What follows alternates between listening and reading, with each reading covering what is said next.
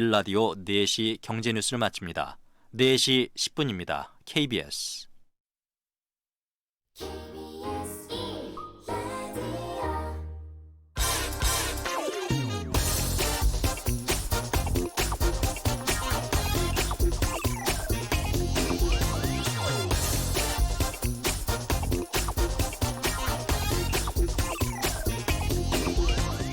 네, 지난 1일 청와대 국정감사에서 자유한국당 송원석 의원이 이호승 청와대 경제수석에게 올해 경제성장률 전망이 몇 %냐고 물었죠. 이 수석이 답변을 머뭇거리자 자유당 송원석 의원은 경제수석 수준이 이 모양이니까 국민들은 도대체 누굴 믿고 경제를 맡기겠냐. 과거 정부 때는 세계 경제성장률보다 한국 성장률이 높았는데 문재인 정권 들어와서 0.9% 적게 가고 있다. 이렇게 강하게 질책했습니다. 그러자 이 수석은 의원님이 정책하실 때도 한국 성장률이 세계 성장률보다 높지 않았다. 이렇게 맞받아쳤고요. 경제 성장률 높으면 좋죠. 그러나 그거 단기간에 억지로 높이려 한다면 또 부작용이 속출합니다. 또 분명히 이런 비판도 나올 겁니다. 총선용이다. 정치적 의도가 있다. 단기간에 경기 부양은 안 된다. 이렇게 말이죠. 자, 그럼 어떻게 해야 할까요? 정부가 돈을 안 쓰고 경제 성장률 높이는 방법, 부동산 규제 다 풀고 다시 빚내서 집 사게 하고 대규모 토목공사하고 세계적 흐름에도 불구하고 환경 규제 모두 다 풀고 외국 기업 유치해서 나중에 먹튀하더라도 온갖 세제 혜택 다 안겨주고 재벌에 대한 공정거래 규제 잠시 멈추고 중소기업 희생시켜서라도 한쪽으로 돈이 쌓이게 하면 어쩌면 잠시 단기간에 경제 성장률이 높아질 수도 있을 것 같습니다. 경제 정책은 선택이죠. 성장률도 선택인 것 같습니다. 안녕하십니까. 진실탐사 엔터테이너 그러나 가끔 허당 최경영입니다. 세상에 이익이 되는 방송 최경영의 경제쇼 출발합니다. 돌발 경제 퀴즈. 오늘의 돌발 경제 퀴즈는 통계청이 내일부터 가구주택 기초조사를 실시한다고 하는데요. 이 조사는 내년에 이루어질 인구주택 총조사와 농림업 총조사를 하기 전에 기초정보를 파악하기 위한 거라고 합니다. 가구주택 기초조사를 통해서 정부는 그동안 가구와 주택이 어떻게 변화했는지, 주거 환경을 어떻게 개선하면 될지 정책 수립에 기초 자료를 조사한다고 하는데 그러니까 잘 참여해야 되겠죠. 오늘의 퀴즈입니다. 가구주택 기초조사 무엇을 확인하는 조사일까요? 답 이미 말씀드렸습니다. 1. 인구 2. 애완동물 3. 가구와 거처. 예, 정답을 아시는 분은 짧은 문자 50원, 긴 문자 100원에 정보 이용료가 부과되는 샵 9730번으로 문자 보내주시거나 무료인 콩과 마이케이로 보내주셔도 좋습니다. 정답 보내주신 분들 가운데 6분 선정해서 영화 관람권 티켓 패키지와 커피 기프티콘 보내드리겠습니다. 최경영의 경제쇼 유튜브로도 실시간 생중계하고 있죠. 접속해 주십시오. 환영합니다.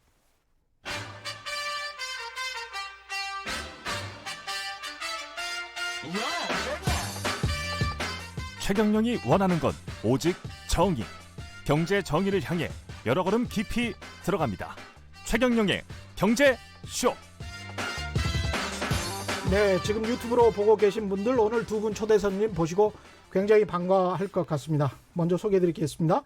최경영의 경제쇼의 전임 진행자셨죠. 박종훈 KBS 경제부장 나오셨습니다. 안녕하세요. 네, 안녕하세요. 예, 네. 그리고 홍춘욱의 경제 이야기를 맡고 계신 우리의 고정 패널이십니다. 홍춘욱 EAR 리서치 대표 나오셨습니다. 안녕하십니까? 네, 안녕하세요. 반갑습니다. EAR이 네. 이어, 귀, 뭐 이거, 이거지 않습니까? 그것도 되고 또 예. 이제 저는 이 연구소 이름을 만들 때 좀 귀에 쏙 들어야 되니까 이어도 좋은 이름이고 그리고 이제 그 안에 속뜻은 이코노믹 어널리시스, 그러니까 경제 분석. 이코노믹 어널리시스. 예, 경제 분석. 그리고 앤드 그다음에 리딩. 예, 저는 책 읽는 거 워낙 좋아하니까 독서를 하자. 예, 그래서 경제 분석과 독서 관련된 연구소다. 이렇게 이름을 조어를 만들다 보니까 EAR이라는 상당히 연구소가 없더라고요. 예. 그래가지고 상당히 멋진 이름이 예. 먼저 경청하겠습니다. 뭐 이런 것처럼 들리기도 하고. 예, 그것도 또 되죠. 예, 상당히 저는 허당이 사실은 빈 집이라는 뜻이거든요. 그래서 예, 다 채워 주십시오. 뭐 이런 뜻이 제 멋대로 그냥 뭐 이렇게 했습니다. 좋습니다. 좋은데요. 예, 실제로도 약간 좀 허당기가 있고요. 예, 두 분을 이렇게 모신 이유는 두 분이 대담집으로 책을 내셨습니다. 네. 제목이 밀레니얼 이코노미죠. 네. 밀레니얼 이코노미. 네. 예, 이거는 이슈만 다 먹겠다 이런 이야기입니다. 그냥 밀레니얼이 이슈고 경제가 이슈기 때문에 밀레니얼 이코노미 이렇게 하면은 안 사볼 수가 없을 것 같습니다. 그런 뜻이. 예, 이거는 또 풀이가 되는군요. 예, 엄청날 것 같아요. 근데 이게 지금 뭐 벌써 4세. 예, 감사합니다. 언제 나오? 지난주 월요일 날 나왔죠. 지난주 월요일에 나왔는데 이제 일주일 8일 돼. 10월 28일 날 나왔는데 네. 이렇게 야, 잘 팔리고 있습니다. 사세면 여러분 사세면 망골입니다. 망골. 야, 대단하네요. 원래 두 분이 친분이 깊으셨습니까? 이렇게? 이거는 제가 먼저 시작을 해야겠더라고요. 예. 왜냐하면 사실은 제가 이 밀레니얼 세대에 관심은 정말 많잖아요. 예. 1981년부터 그다음에 96년까지 태어난 그런 분들인데 이분들이 원래 2020년부터는 경제 주역이다. 전 세계가 다 그렇게 얘기는 하는데 예. 우리나라의 상황을 보면 정말 주역이라고 할 만큼 자리 잡기에는 이분들의 어떤 경제적 기반이나 위치나 이런 것들이 그만 못한 거예요. 그래서 굉장히 상실감, 박탈감도 굉장히 큰데 예. 어떤 그런 좀 안내서나 이런 것들을 좀 준비해야 되지 않을까 이렇게 생각을 좀 했고요. 밀레니얼 세대가 타겟인 거군요. 그렇죠. 예, 젊은 세대가. 근데 밀레니얼 세대뿐만 아니라 또 밀레니얼 세대를 두고 있는 아마 부모 세대 이런 분들도 아마 같은 고민을 할 것 같은데요. 근데 제가 아는 진짜 출연자, 저도 이제 박종래 경제쇼를 하면서 그렇죠. 진짜 많은 분들이 출연하셨는데 홍춘욱 박사님처럼 이렇게 엄청나게 치밀한 자료와 분석과 이런 것들 갖고 있는 정말 분이 대단하세요. 예. 사실 다른 패널 분들께 이런 말씀 드리면 좀 죄송하지만 홍춘욱 박사께서는 출연을 하실 때 원고에 준하는 수준으로 써오세요. 그래서 그걸 보고 있으면 제가 공부가 돼요. 심지어는. 그래서 되게 고맙더라고요, 저도. 그런 부분들이. 저도 또 공부가 되니까. 예, 되게 성실하십니다. 아니, 전 하나 여쭤보고 싶은 게 있는데 하루에 도대체 독서 시간을 몇 시간이나 책을 읽고 계시는 거예요? 요즘은 좀 많이 못 내서 한 2시간? 1시간, 2시간 정도인데요. 그 양이 아닌데. 근데 2시간 만에 한 권씩 읽고 막 2시간에 한 2권 읽는 거 물론 아닙니까? 속독은 하는데. 속독은 하시죠. 속독은 하는데 이제 예전에 비해서 시간을 조금 지금 줄어서 왜냐하면 아까 말씀드린 것처럼 이제 열심히 밥벌이를 해야 되니까 연구소 차려서 이제 불러주시면 감사하잖아요. 네. 그렇죠. 다니는데 또 지금이 시즌입니다. 이제 연구소에 1년에 2번 시즌이 있는데 첫 번째 시즌이 10월 말 11월 시즌이라고 해서 가을. 경제전망 시즌. 이게 또 성수기가 되겠군요. 그리고 또 4월에서 5월이 또 시즌인데요. 그때는 또 직원 연수 시즌이죠. 직원 연수. 워크숍. 그렇군요. 거기서 이제 강의.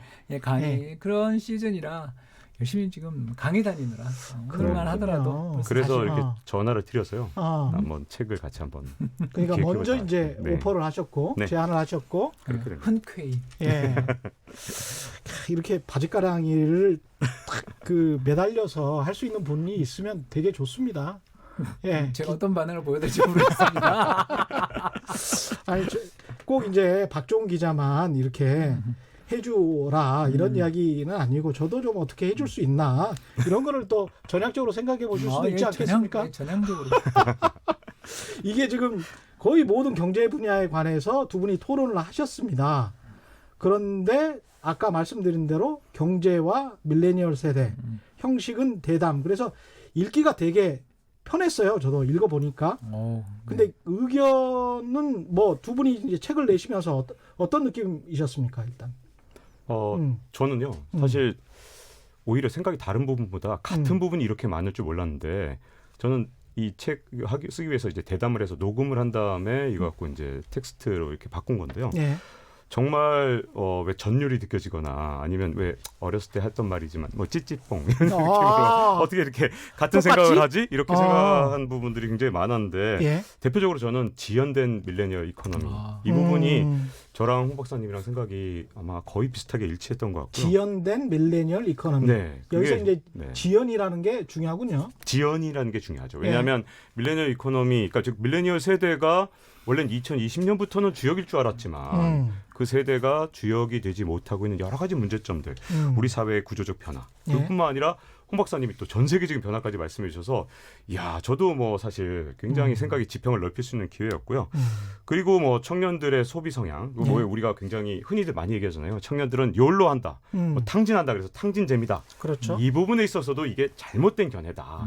잘못됐다. 네, 소비 성향 오히려 줄었어요. 소비 덜합니다. 제가 30대일 때보다 지금의 청년들이 소비를 공식적 통계에서 정말 그래요? 정확하게 통계에 나오는데 저보다 덜 씁니다. 제가 30대일 때보다 지금의 밀레니얼 세대가 훨씬 더 아끼고 살아요. 이런 부분들이 그렇군요. 너무 많아서 이거 다 설명하기도 힘들 것 같고요. 야, 숫자로 그때 때마다. 보니까 네, 숫자로 덜 보니까. 쓴다. 네. 또 하나 더 하자면 예. 청약 가점제에 대한 의견이 둘이 또 똑같았죠. 같이 분노를 하지 않았습니까? 청약 가점제. 예, 그러니까 예. 우리나라가 이제 그 청약 가점제라는 걸 도입해가지고 예를 들어서 30대 애기 있는 집에 가점의 맥스 점수가 52점인가 그렇거든요. 예. 근데 요새 서울 지역에서 웬만한 지역들 얼마 전 지난주에 있었던 거 그 최저 커트라인이 68점, 65점에서 나왔어요. 그렇군요. 그러니까 한마디로 말해서 30대에 오랫동안 무주택자여야 되고 그리고 가족이 좀 아이도 있어야 부양 가족이 많아야 돼요. 그래서 그 부잣집에서 좀 죄송한 표현인데 좀 이렇게 소득 수준은 그렇게 높지도 않은 되게 높고 그런데도 불구하고 집을 안 사고 예. 그리고 또 아이도 많이 낳고 부모님도 많이 부양하시는 근데 왜 집을 안 샀을까 싶었던 그런 분들은 이제 이번에 좋은 기회가 됐겠죠. 그러나 열심히 살고 특히 뭐 맞벌이 하시는 분들은 또 특공 그 신혼부부 특공도 거의 대상이 안 돼요. 그건 또 우리 박 기자님이 아주 그냥 미세 분석을 해서 박사를 내셨고요. 그 책에서. 네, 신혼부부 특공은 왜 안 됩니까? 신혼부부 특공 기본적으로 이게 부잣집 도련님 특공 뭐 이런 얘기가 붙을 정도로 사실은 소득 기준만 굉장히 타이트하게 있을 뿐이지 여기에 안타깝게 자산 기준은 없거든요. 자산은 그런 소득 기준이라면 서울에 이 괜찮은 집을 살려고 그러면 결국은 부모로부터 자산을 물려받은 사람한테 굉장히 유리한 상황이거든요.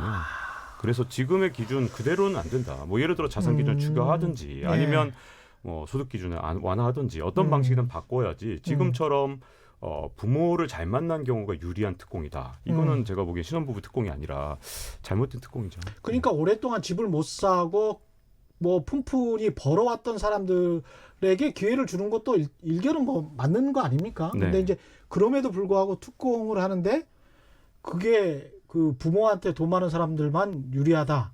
그건 좀 말이 안 되네요. 네, 설계 자체에 좀 문제가 있는 거 아니냐 이렇게 볼 수 있는 거고 이제 이 문제를 해결하기 위해서는 추첨제도 있고 추첨제 추첨을 해서 그냥 연령대별로 추첨을 하든가 연령대별로 그렇게 나누는 방법도 있겠습니다. 그리고 아니면 또 가점제를 하신 분들이 또 불만이 있을 수 있으니까 가점제는 일부 하고 추첨제가 지금 보면 대형 평형만 하거든요. 그걸 확대하든가 뭐 아니면 채권 입찰제 옛날에 그렇죠. 그런 걸 하든가 왜냐하면 그 차익이 너무 커지니까 지금 민간 쪽 그 분양가 상한제하면 더 커질 것 같잖아요 지금. 그렇죠. 이 로또라고 그러잖아요. 청약 로또라고 그러잖아요. 예, 뭐 50%, 60% 그런 이야기까지 나오더라고요. 그러니까 이럴 정도로 어마어마하게 큰 차익이 생기니까 그거를 청약하신 분이 다 가져가는 것도 또 이상하잖아요. 그래서 예전에는 채권 입찰제도 했었거든요. 그러니까 다양한 제도에 대한 변화도 생각을 해봐야 되는 부분이고 더 큰 문제는 사실은 이제 아니 이런 식으로 과열될 정도로 이 청약 시장 이런 것들이 문제가 커졌다라는 건 여기에 대해서 근원적인 대응도 좀 필요한데 근원적 대응에서는 의견이 좀 달랐는데 그렇죠. 아무튼 간에 현재 지금 벌어지고 있는 청약 시장에서의 과열이나 신혼부부 특공조차 지금 100대 1이 넘거든요. 근데 이런 생각이 드는 밀레니얼 세대가 몇 세부터 몇 세까지죠? 지금으로 나이 치면 30대 중반에서 30대 초반 그렇죠. 정도 사이 30대 맥시멈 30대 중반 정도인데 이 사람들이 푼푼히 돈을 모아서 특히 서울 지역에 있는 어떤 분양 아파트를 살 자산이 있을까요? 한 10년 일했다고 하더라도. 그렇죠. 그게 예. 아마 마련하기가 지금 같은 상황에서는 굉장히 어려워요. 왜냐하면 자산을 형성할 수 있는 방법이 요즘 청년 세대한테 그렇죠. 없거든요. 예. 게다가 또 9억 이상 아파트 같은 경우는 중도금 대출도 지금 막혀 있잖아요. 맞습니다. 예. 그런 상황에서 또 그러면서 소득 조건은 또 엄청 강하게 해버리니까 아니 도대체 당첨되더라도 인상 운 좋게 당첨되더라도 이 돈을 마련하지 못하는 경우들이 많아지니까 그렇죠. 또 그 뒤에 뭐 지난번 홍제동에 있었던 모 아파트 사례처럼 그렇죠. 몇천 대 1이 벌어지는 거죠. 그 로또가 또 한 번에 로또를 하잖아요. 이런 식으로 제도가 설계되어 있는 것들에 대해서 우리 박 기자님하고 저하고 되게 공감하고 또 분노하고 그 더운 여름 날에 그렇죠. 아주 더운 날에 에어컨도 없었죠. 네. 결국은 이게 공정성 이슈하고 관련이 돼 있네요. 그래서 밀레니얼이라는 이 단어를 선택을 한 겁니까? 그렇죠. 특히 예. 밀레니얼 세대의 특성을 정확하게 이해해야 되는데 사실 우리 세대에 비해서 굉장히 밀레니얼 세대는 공정성에 대한 그 욕구 이런 게 굉장히 요구사항이 굉장히 높아요. 왜냐하면 이 단지 사회에 대해서 기성세대 공정하게 하란 말이야 이 정도로 끝나는 게 아니라 자기 스스로도 그걸 지켜나가는 세대거든요. 근데 그렇게 공정성을 중요시 여기고 정말 가장 중요한 가치 중에 하나로 여기는데 그런 세대를 위한 제도가 공정하지 않다면 문제가 많겠죠. 근데 그런 제도들 이런 것들을 그냥 뭐 신혼부 특공뿐만 아니라 여러 가지 다방면에서 현재 우리 사회에서 어떤 문제가 있고 어떤 걸 개선해야 되는지에 대해서 계속 끊임없이 문제를 제기하고 지금처럼 그러면 대안도 이렇게 홍 박사님이 하시는 건가? 그렇죠. 아니면 거꾸로 홍 박사님이 문제를 제기하시면 또 제가 대안을 하든가 그래서 어떻게 보면 굉장히 뭐랄까 좀 맞았다 이렇게 생각이 좀 듭니다. 그러네요. 한스 진목님, 박 기자님 항상 젊은 세대를 걱정해 주시고 정책 비판해 주시는 게 좋았습니다. 청약제도 완전 공감합니다. 뭐 이렇게 말씀을 해 주셨습니다. 이 밀레니얼 세대의 특징 같은 거는 뭐가 있을까요? 그래서 교육도 공정성. 잘 받았고요. 예. 교육도 일단 잘 받았고요. 또 더 나가서 그 밀레니얼 세대의 가장 핵심이랄까 상징적인 사람들이 88년 용띠거든요. 88년 용띠. 올해 예. 이제 만 31살. 딱 이제 지금 정말 사회에 진입해서 한 3, 4년 예. 또는 지금 취업 준비생으로 계시는 분들이라면 가슴에 속이 타는 그 연령대인데 이분들의 아버지 세대가 58년 개띠거든요. 그렇게 되는 거군요. 네, 예. 58년 개띠의 그 자녀 세대예요. 예. 그러니까 숫자도 엄청 많고요. 또 그 뒤의 세대에 비해서 굉장히 또 달라요. 뒤의 세대는 아시는 것처럼 2000년 이후에 태어난 세대들은 예. 숫자 굉장히 적은 거 아시죠? 그렇죠. 40만 명, 30만 명씩 그렇죠. 태어난 세대에 예. 비해서 이 세대는 숫자도 되게 많고 아버지가 15년, 20년 전에 무슨 일이 있었나를 생각해보면 외환위기와 그 뒤에 이었던 카드 위기 속에서 아버지나 어머니가 직장을 잃어버리거나 사업을 접거나 혹은 뭐 각종 이런 것들을 걱정하는 거를 그러네. 중학교, 예. 초등학교 때 이렇게 직접 접했던 세대들이에요. 그러다 보니까 이 세대들이 또 가지고 있는 생각, 안정에 대한 예. 그 공무원 시험이나 이런 것들을 그래서 우리가 막 더. 비판하지만 이 세대들이 어려서 봤던 그 충격, 어릴 때 봤던 그 충격들과 그럴 수밖에 없을 수 트라우마가 있겠습니다. 있는 예. 세대이기도 하다라는 거죠. 네, 그렇게- 불안감. 예. 그렇죠. 안정을 추구하면서 동시에 보면 과거의 악습이나 이런 거에 대해서 개선하고자 하는 의지도 굉장히 강하더라고요. 근데 다만 조금 다른 점이 있다면 우리 세대가 좀 앞에서 면전에서 그야말로 그냥 말을 막 했던 측면이 있는 반면에 오히려 어떻게 보면 끊임없이 지속적으로 어떤 개선을 요구하다가 잘 안 되면 회사를 그만두는 경우가 되게 많거든요. 제가 보기엔 그래서 이직률이 제가 보기엔 높은 세대인 거고요. 예. 그냥 공정한- 포기해 버리는 네, 거군요. 그렇죠. 예. 그래서 저는 가끔 이제 친구들이 이제 인사 담당 뭐 임원을 하거나 예. 아니면 부장 정도 좀 됐는데 지금 예. 우리 회사는 왜 이렇게 자꾸만 밀레니얼 세대는 오면 그만둔다. 도대체 왜 이런지 모르겠다. 요즘 젊은 사람들은 말이야 끈기와 참을성이 없어라고 이제 저희 세대가 얘기하는데 사실은 저는 그럼 그 친구한테 그 얘기를 합니다.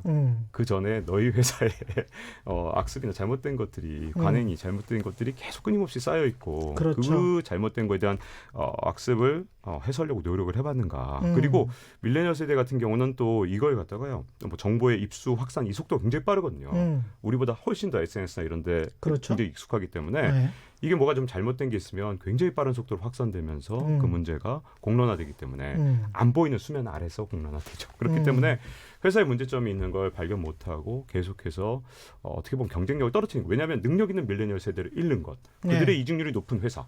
그 회사는 결국은 나중 가면 그렇죠. 무너지는 거죠. 네. 그렇죠. 그렇게 차이가 나는 두 분은 그래서 밀레니얼 세대에 관해서는 굉장히 좀 의견을 같이 하셨고 청약제도 같은 데서도 의견을 같이 하셨는데 의견 차를 보였던 것들은 없습니까? 역시 뭐 부동산하고 예. 또 재정정책 쪽 관련돼서는 아 그래요? 의견이 아주 달라서 여러 부동- 차례 싸웠는데도 잘 합의는 안 합의는 돼서 안 되고 그대로 그냥 결국 나갔죠. 그대로. 그대로 우리는 합의 안 네, 된다. 예. 맞습니다. 여기에 관해서 뭐- 부동산에 관해서는 이번 주 일요일에 주말에 좀 자세히 말씀해 주시고 재정 정책에 관해서 먼저 예, 좀 저 같은 경우는 이제 뭐 경기 부양하자. 경기 부양하자. 아니 그 예. 몇 번 방송에서도 했지만 예, 우리 맞습니다. 디플레이션 리스크도 있는 나라고 하니까 저기 서둘러 금리를 인하하고 더 나가서 재정 정책을 공격적으로 지금 쓰자. 그런 쪽에 약간 이제 블랑차 그렇죠. 쪽에 그 아이디어를 가지고 있는 입장이니까 그래서 적극적으로 재정을 쓰고 그 재정을 통해서 성장률을 부양하고 해서 이 세대들한테 일자리를 만들어주자 쪽에 저는 의견을 가지고 있는데 이제 그 총론은 우리 박 기자님도 조금 동의하셨는데 이제 세부에 딱 들어가서 열심히 싸웠죠. 어떤 부분에서 동의를 못 하셨어요? 저는 사실은 지금 현재 경기가 안 좋으니까 당연히 재정 정책 쓰는 것 자체는 동의를 했는데요. 근데 그 재정 정책을 쓸 때 이제 몇 가지 주의해야 될 게 있다고 저는 이제 주장을 한 거죠. 네. 왜 그러냐면 이 재정 정책이 이제 청년 세대에게 부담이 되지 않도록 예를 들어서 한번 재정 지출을 늘리면 예. 다시는 줄일 수 없는 방식의 재정 지출을 늘렸을 경우에는 자칫하면 그게 청년 세대한테는 큰 부담이 되고 재정의 경직성이라는 게 있어서 예. 돈을 한 번 쓰면 사실은 줄이는 건 굉장히 어려워요. 이게 국가 재정은 이게 가계 지출하고 달라서 야 내가 올해는 많이 썼으니까 내년 좀 아끼자. 올해는 내가 해외여행도 갔다 오고 그랬으니까 한 3년은 이제부터 절대 안 가. 이렇게 뭐 가계는 지출이 쉽지만 그렇죠. 국가 재정은 좀 어렵지 않은가 이런 부분들. 그리고 또 약간 이 세대 간의 형평성 측면에서 아마 그걸 좀 강조했던 것 같습니다. 그러니까 세대 간의 어떤 형평의 차원에서 좀 주의를 해야 된다는 건데 근데 달랐다고 하셨지만 사실은 비슷하지 않나요? 왜냐하면 지금 당장 재정 지출을 확대하지 않으면 우리가 지금 현재 경기가 다운하고 있는 건 분명하니까 내려가는 경기를 살려야 되고 이 재정 지출이 현재 남은 키 중에서 가장 중요한 열쇠이기 때문에 네. 재정 지출을 확대 적극적으로 해야 되는 이 시점에 대한 분석은 아마 같았는데 뒤쪽에 이제 제가 단서를 달기 시작하면서 아마 조금 그렇게 된 것 같습니다. 근데 세대 간 형평성을 너무 강조를 하다 보면 그 세대 안에 있는 어떤 계급적인 문제, 계층적인 문제라고 할까요? 뭐라고 불러도 상관은 없습니다만은 그런 문제에 관해서 오히려 이제 어떤 젊은이들은 매우 또 잘 산단 말이죠. 맞습니다. 예. 그리고 어떤 기성세대는 매우 못 살고 우리가 또 알다시피 노인 빈곤율이 뭐 50%다 이런 이야기 하지 않습니까? 소득 파악이 안 되는 면도 있다라는 걸 그렇죠. 인정하더라도 예. 상당히 높은 건 사실이다. 그렇죠. 그렇게 봐야죠. 그렇게 이야기를 하다 보면 그래서 은퇴해서 그렇게 사는 사람들에게 기초연금이라도 20만 원에서 30만 원으로 안 줄 수 있느냐라고 이야기를 하면 또 안 줄 수도 없을 것 같다라는 생각이 또 들기도 해요. 예. 그래서 제가 아마 여기서 좀 강조했던 게 그 예. 재정 지출 관련해서 조금 더 부연하기 위해서 이 어떤 청년들의 동기부여 이거 넛지라는 책 기억하시죠? 그렇죠. 예. 그 뜻이 넛지라는 책이 이제 인기를 크게 끌었었는데 그 이유가 이제 그런 거잖아요. 어깨를 툭 쳐서 사람을 그렇죠. 행동하게 만드는 것. 그게 예. 바로 넛지인데 그러니까 제가 생각하는 재정 지출은 하나하나 재정 지출을 할 때마다 어깨를 툭 쳐서 어떤 행동 진짜 정부가 원하는 그런 행동을 유도하기 위해서 예를 들어서 대표적으로 조앤 롤링을 그래서 제가 예로 네. 들었던 거거든요. 조앤 네. 롤링이 자기가 굉장히 가난하고 힘들었을 때 그 부분 봤어요. 네. 아, 그 부분 좋았어요. 네, 예. 극빈자들을 위한 어떤 생활 궁금하시면 보조금 책 보시면 됩니다. 예. 그런 그 극빈자들의 보조금이 있었기 때문에 나중에 더 타임스에 본인이 기고를 했어요. 예. 이 보조금이 없었으면 나는 절대로 해리포터 책을 쓸 수가 없었고 예, 완성하지 감동적이더라고요. 못했기 때문에 예. 나는 이것을 위해서 내가 아무리 지금 현재 돈을 많이 벌어서 뭐 순위가 뭐 여성 부유한 사람 순위로 뭐 10등 안에 들어왔을 정도로 굉장히 부자가 됐는데도 나는 영국에서 계속 세금을 내겠다. 절대로 이 조세 피난처로 도망가지 않겠다. 이런 얘기를 썼었죠. 멋지더라고요. 예. 근데 그런 식으로 설계를 하려면 사실 두 가지가 좀 필요한 것 같은데 아까 말씀드린 대로 약간 영어로 쓰자면 인센티브 메커니즘, 그 동기부여에 따른 어떤 그 심리적 어떤 환경을 통해서 행동 경제적 접근을 통해서 하는 것이 중요하고 예. 또 하나는 마이크로 타겟팅이라 그래서 정말 필요한 사람한테 돈이 가도록 재정 지출을 좀 더 세밀하게 설계하는 게 필요하지 않겠느냐. 이런 얘기는 사실 책에서는 이해까지는 안 했었지만 그렇죠. 예. 근데 그런 고민들을 조금 더 하고 재정 지출을 해도 되지 않겠느냐 정도였는데 근데 그거는요 사실은 장기 계획이기 때문에 지금 당장 재정 지출을 늘려야 된다는 것 그리고 지금 당장은 그런 계획을 세울 시간이 없다 하더라도 일시적인 재정 지출로 빨리 경기를 활성화시켜야 그거는 미래를 장기적인 그 미래를 보더라도 지금 당장 경기가 안 좋아져서 마이너스 성장을 한다든가 예를 들어서 예. 경기를 방치해 두는 게 더 경제에 나쁘기 때문에 그거는 또 얘기가 다르죠. 근데 다만 앞으로 장기적으로 재정 지출 계획을 세울 때는 조금 더 세밀하게 미래 세대도 껴안을 수 있는 방식을 같이 써나가자 이런 정도의 생각입니다. 참 논의가 아름답습니다. 이런 논의는. 아니 왜냐하면 보통 우리가 이제 아름답게 포장된 거죠. 그렇죠. 논의를 할 때 구조와 제도와 행위를 나눠서 논의를 하는데 이 구조에 관해서 너무 천착하다 보면 역사적이고 이념적인 측면만 이야기하다 보니까 답이 안 나오는 문제에 관해서 계속 싸운단 말이죠. 네. 근데 이제 아까 너찌 책 이야기하셨지만 어떤 조금이라도 그 변하게 할 수 있는 하나의 어떤 솔루션 이런 거라도 찾아보자. 맞습니다. 이게 훨씬 더 발전적이고 좋은 것 같아요. 저는 이런 어떻게 보면 최신 모델을 지금 계속 말씀을 하시는 것 같고. 예. 네, 그 점은 아마 굉장히 생각이 좀 비슷했던 것 같아요. 예. 계속 왜냐하면 홍 박사님도 이 어떤 전통적인 경제학뿐만 아니라 이게 어떤 진짜 이 최신에 도입된 행동 경제학적인 그렇죠. 접근 또 복잡계적인 접근 이런 것들도 그런 면에서도 좀 일치했던 것 같아요. 이 주류 경제학의 한계점 이런 것들을 같이 찾아봤습니다. 특히 저 같은 경우는 올리비에 블랑샤의 주장들 이런 것들이 사실은 현대 통화이론하고도 조금 다 있잖아요. 예. 쉽게 이야기해서 현재 우리나라의 그 금리가 1%대잖아요. 예. 그 말은 뭐냐면 100조를 채권을 찍어도 1년 이자 1조라는 거예요. 엄청나게 낮은 이자를 그렇습니다. 내고 있습니다. 예. 그렇기 때문에 이게 뭐냐면 우리가 맨날 보도가 사상 최대 국가 적자, 재정 적자 그러는데 그건 당연한 게 예. 경제가 커지면 적자는 항상 커지는 거예요. 그렇습니다. 그렇지 않습니까? 예. 특히 사상 최대의 GDP죠. 항상 늘. 그렇죠. 거꾸로 이야기를 하자면. 네, 뭐 농업 사회도 아니고 우리가 이런 굉장히 그 4차 산업혁명의 지식경제로 그래도 우리나라 경제 성장률이 둔화됐다 그러지 그 성장을 주도하는 부분들은 여전히 살아있는 나라인데 그런 나라에서 이 적자를 내는 것에 대해서 너무 경계하는 흐름이 있는 거 아니냐. 제가 이제 경계하는 것들이 그런 거라는 거죠. 그렇죠. 지나친 재정 음숙주의랄까 재정 규율 다시 말해서 경직돼 있죠. 경직돼 있죠. 그래서 우리나라가 재정 흑자를 예를 들어서 지금 2015년부터 이제 물론 IMF 기준입니다만 2015년부터 19년까지 뭐 한때는 1.5%까지 재정 흑자를 내요. GDP. 어마어마한 재정 흑자를 내고 있는데 그때 그 IMF의 컨트리 리포트를 딱 보면 뭐라고 그러냐면 한국과 독일만큼 재정 흑자를 많이 내는 나라는 없다. 이제 이 돈을 써라. 이렇게 이야기하는데 보면 뭐 반대하는 분들 이야기를 들어보면 나중에 인구 구조가 어떻고 나중에 미래가 굉장히 우리가 이런 부분이 있기 때문에 그렇죠. 재정을 미리 쌓아놔야 된다는 식으로 이야기를 하는데 저는 그런 전망 그런 거에 대해서 한번 하고 싶은 게 먼 미래를 만드는 건 지금 우리의 행동이라는 것을 잊어버려서는 안 된다라는 거죠. 예. 지금 우리가 성장률이 좀 둔화될 때 우리 경제의 GDP를 올려놓을 수 있고 또 GDP를 올려놓기 위해서 하는 지출의 비용이 굉장히 낮아요. 금리가 낮으니까.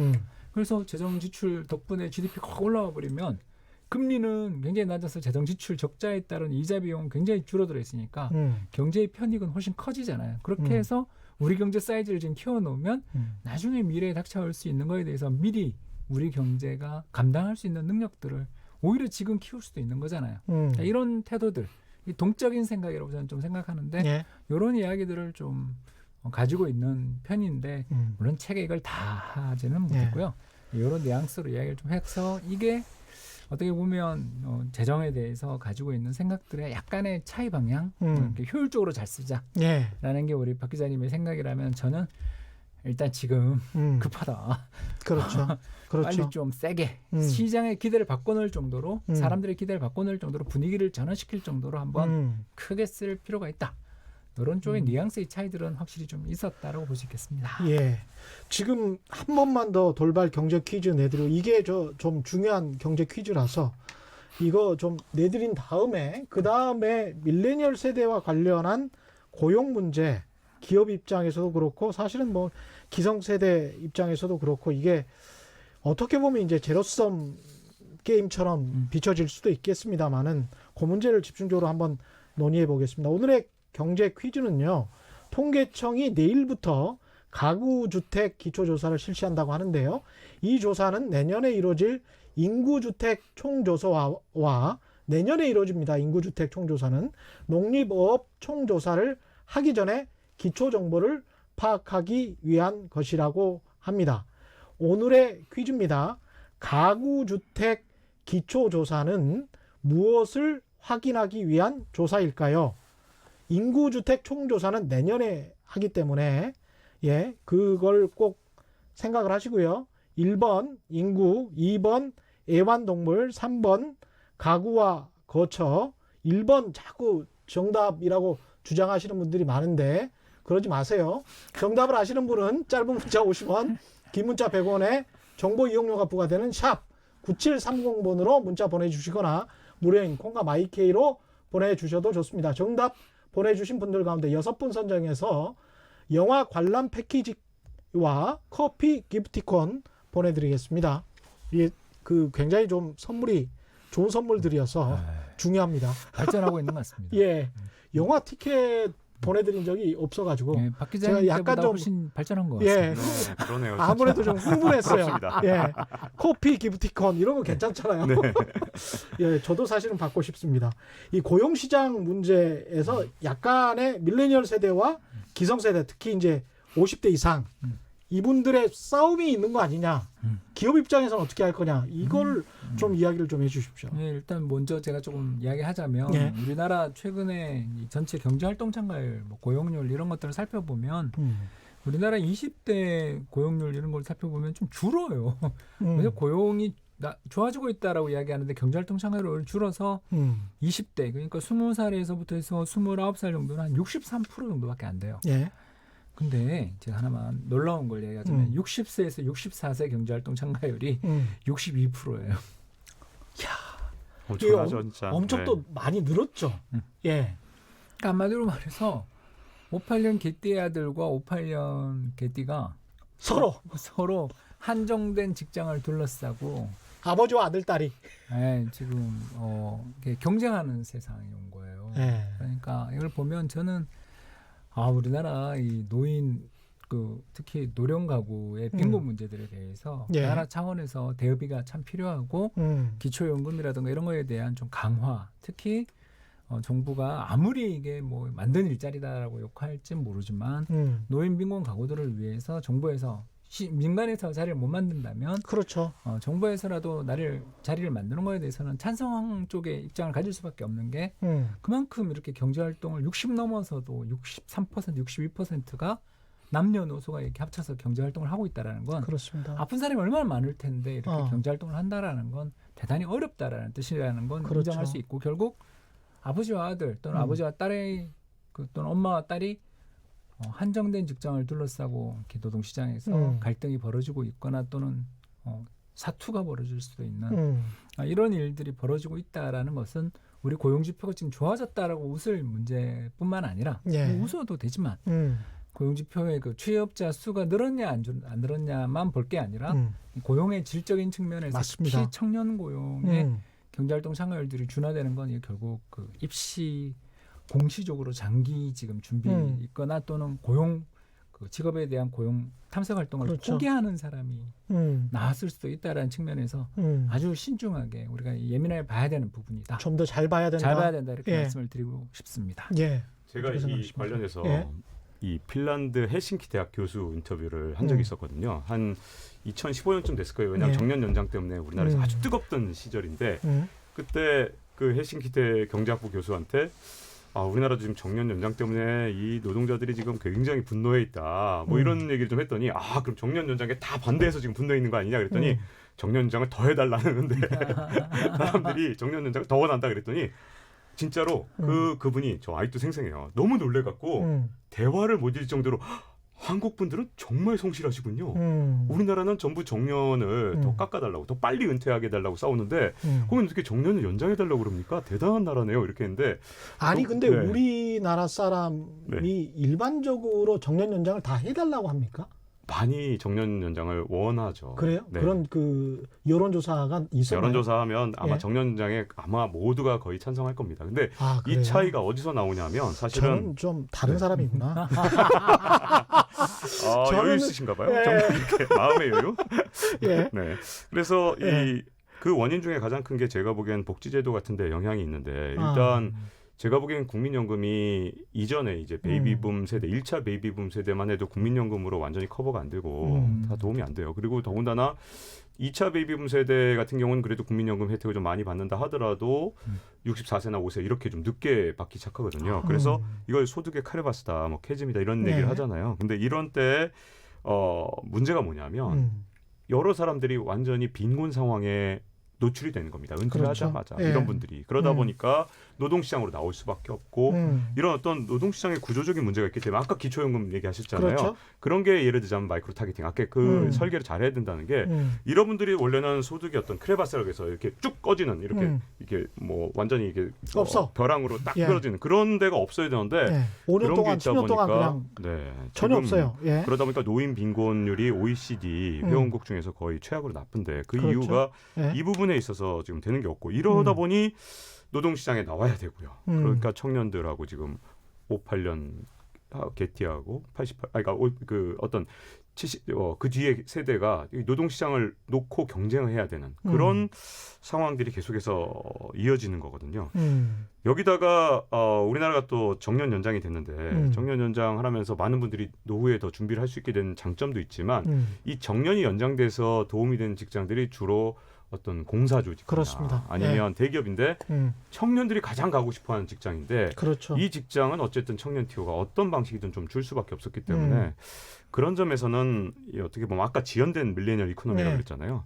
주제가 그거라 그랬죠. 네. 그런데 여러 가지 어떤 경제적 원인들, 그다음에 정부가 만든 제도들 같은 것들이 자꾸만 지연시키고 있거든요. 그럼 지연된 만큼 청년들도 같이 함께 갈 수 있는 어떤 제도적 보완이나 아니면 경제적 어떤 보완 같은 것이 좀 필요한 상황, 그런 시급한 상황이라고 볼 수 있습니다. 사실은 뭐 같은 돈을 달라고 뭐 60세 이후에 정년 연장이 돼서 65세가 됐다라고 요구할 수는 없는 거 아닙니까? 그러면은 그것보다 훨씬 더 낮은 연봉 수준이라고 하더라도 그것을 받아들이고 본인은 거의 아르바이트처럼 일을 하고 거기에 이제 청년들에게 어떤 정규직을 많이 좀 제공할 수 있도록 전향적으로 생각하면 좋을 것 같은데 그게 잘 안 되나요? 안 되는 거죠. 그러니까 뭐 연구자들에 따라 다른데 대략 이제 10에서 20% 정도가 우리나라 노동시장에서 1차 노동시장이라고 저희들이 이제 부르는 안정적인 근속 기간이 긴. 그러니까 우리나라가 근속 기간이 대략 한 5, 6년밖에 안 되는 나라인데 거기는 12년 정도 평균 보거든요. 그렇게 긴 근속 기간이라는 것은 쉽게 해서 압박이나 압력에 의해서 그 잘리거나 이렇게 되지 않는 고용 안정성이 높은 직장이고 소득이 높은 직장일수록 그렇죠. 전년 연장을 시켜주는 거죠. 그리고 그런 직장이 일자리가 계속 많이 생겨야 이 용띠 88년 용띠 세대들 우리 밀레니얼 세대들이 그 높은 교육 수준들을 활용할 수 있는 기회들을 잡을 텐데 거기는 점점 줄어들고 특히 이제 우리나라에서 박 기자님이 아주 그냥 거기서 용맹 활약을 하셨는데 앞으로 비전이 없는 일자리 이야기를 하시면서 금융업종 이야기를 하면서 예를 들어서 그 문과에서 가장 문과생들이 졸업해서 가장 가고 싶은 일자리가 요즘 예전에는 은행이었잖아요. 근데 뭐 은행이 지금 지점 1층에 지점이 있는데도 없을 정도로 지금 다 2층으로 가고 있거든요. 그리고 그뿐만 아니라 우리 주머니에 현금 넣어서 안 다니기 시작한 지 오래됐잖아요. 무슨 페이 하면서. 그러니까 이런 식으로 사회 전체적인 구조조정 속에서도 안 그래도 우리가 전공의 미스매치 뭐 이런 문제들 때문에 우리 문송하다. 저는 뭐 학교 강의를 갔는데 제자들이 저한테 문송하다 뭐 이런 이야기를 하는 거예요. 취직 못했다고. 그래서 아니 그게 뭔 말이냐 했더니 문과라서 죄송합니다. 뭐 이런 이야기를 그 공부를 그렇게 열심히 하고 적극적인 제자들이 그런 이야기를 하니까 마음이 너무 아프더라고요. 오늘 이 책을 결국 쓰게 된 이유도 우리 박 기자님은 어떻게 보면 좀 탐사 전문 기자로서 예. 글로벌한 저런 시각을 가지고서 한국 사회의 이 노동시장의 문제 이런 걸 좀 파헤치는 면에서 책을 파고들었다면 저는 마음이 아파가지고 이 대안이 없나. 그리고 저도 찾아보고 딴 데 데이터들은 없나 이렇게 하면서 하다 보니까 약간의 바라보는 시각의 면이 좀 다른 그런 게 있어서 더 재밌었던 것 같고요. 아무튼 방금 이야기하신 것처럼 그 정년 연장이라는 것을 환호하는 사람들이 우리 사회에서 어떤 사람들인가, 왜 그걸 해야 되는가에 대해서 우리가 한번 생각하고 그걸 되돌릴 방법은 없는가. 예. 더 나가서 이런 58년 개띠들이 이렇게 정년 연장되는 거의 문제랑 상관없는 58년 개띠들이 또 얼마나 많습니까? 그죠? 그렇죠. 예. 그 사람들은 또 노동시장에 나와서 이렇게 이미 매우 힘든 분들도 많죠. 그렇죠. 그런 예. 분들을 위한 정부 차원에서 어떤 복지 정책들, 재정 정책들의 지원, 또 이런 것들에 대한 어떤 대안들, 이런 것들은 참 그 대화의 과정에서 저 같은 경우는 좀 인구학적인 측면에서 정년의 연장 이런 거는 좀 생각 못했고 그 빈곤 계층들이 계속 은퇴를 미루는 거에 대해서만 이야기를 했었다면 예. 토론을 통해서 어떻게 보면 보완하는 면이 꽤 있었던 것 같습니다.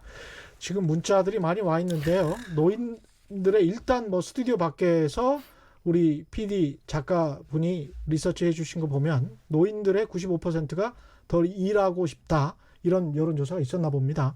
5998님, 정년 연장은 양질의 일자리를 가진 노동자에게는 환영받습니다. 빈부격차를 강화시킵니다. 이런 의견 주셨고요.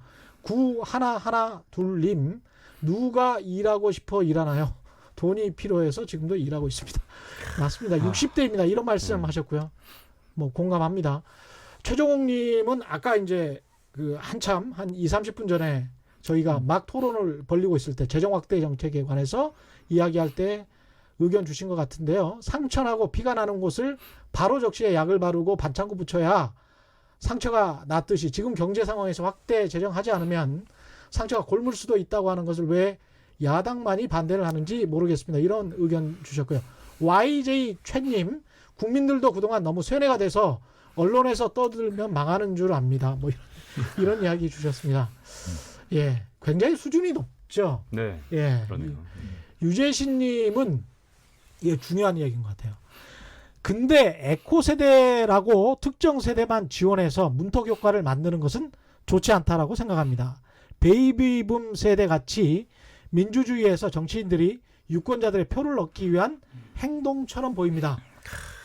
날카롭습니다. 네. 예, 이런 부분도 있는 것 같습니다. 이게 참 밀레니얼 세대가 사실은 그 과거 세대로부터 기성세대로부터 많은 순자산도 물려받지 않습니까?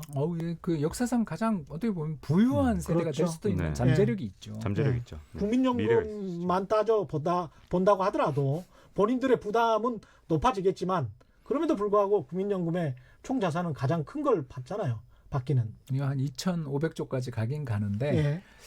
이제 우리 밀레니얼 세대가 받으러 갈 때 되면 줄어들기 때문에 그렇죠. 네. 그 문제가 있습니다. 참 그 연금 문제도 그렇죠. 또 엄청 이야기 많이 했었죠. 네, 연금 문제 많이 이것까지 했죠. 다 오늘 이야기할 수는 없고요. 예. 근데 참 날카로운 지적이신 것 같아요. 정말 특히 아까 특정 세대만 또 너무 그렇죠. 주목하면 안 된다라는 그 지적도 따끔하네요. 참. 예. 네, 그렇죠. 향후 이제 마지막 질문 드려야 될 것 같은데요. 오늘 못다한 이야기는 경제쇼 플러스 일요일 오후 5시 5분에 방송이 되고요. 유튜브로는 하루 먼저 토요일 오전 10시에 업로드 됩니다. 두 박사님, 박 박사님, 홍 박사님, 박사가 두 분이시고 저는 박사가 아닙니다. 이야기 계속 될 겁니다. 마지막 질문. 예. 그 향후 5차 산업 헷갈리네. 이게 지금 4차 산업입니다. 4차 산업이 오면 이게 밀레니얼 세대와 이후 세대들의 일자리 창출, 새로운 기회가 될 수도 있지 않을까 이런 이야기하는데 산업 구조와 연관해서 좀 간단하게 말씀해 주십시오. 그 부분에 예. 있어서도 홍 박사님하고 저하고 생각이 비슷했는데요. 예. 사실은 이 3차 산업 이 혁명이 얘기가 나온 게 얼마 안 됐어요. 한 2011년 그때쯤 나왔는데 예. 4차 산업혁명 얘기를 꺼낸 건 사실은 제가 보기에는 이게 마케팅 자원이 좀 있었거든요. 마케팅에 굉장히 성공한 용어입니다. 왜냐하면 리프킨 3차 산업혁명을 대중화시켰던 그 용어를 대중화시킨 분에 따르면 1차, 2차, 3차 산업은 에너지 측면이든 통신의 측면이든 확실하게 구별되는 경계가 있어요. 근데 4차 산업혁명은 에너지 측면에서도 통신 측면에서도 3차 산업하고 차이가 하나도 없거든요. 그렇기 때문에 일단 4차 산업이라는 용어는 제가 보기엔 좀 짚고 넘어가야 되고요. 근데 산업의 변화가 굉장히 빠르게 일어나기 때문에 사실은 밀레니얼 세대가 굉장히 잘 선택을 해야 됩니다. 그래서 아마 제가 보기에는 쉽게 직장도 선택을 못하는 것 같은데 30년 뒤, 40년 뒤 직장들 그런 걸 선택해야 되고 제가 보기엔 그건 홍 박사님이 굉장히 자세하게 잘 설명을 해주셨죠. 홍 박사님이 일요일 날 설명해 주실 겁니다. 박 박사님이 너무 말씀을 많이 하셔가지고 네. 지금 끝내야 되겠습니다. 지금까지 홍춘욱 EAR 리서치 대표와 박정훈 KBS 보도본부 경제부장과 함께했습니다. 두 분 감사합니다. 예, 오늘 준비한 최경영의 경제쇼 여기까지고요. 돌발 경제 퀴즈 정답은 3번 가구와 거처였습니다. 저는 KBS 최경영 기자였습니다. 고맙습니다.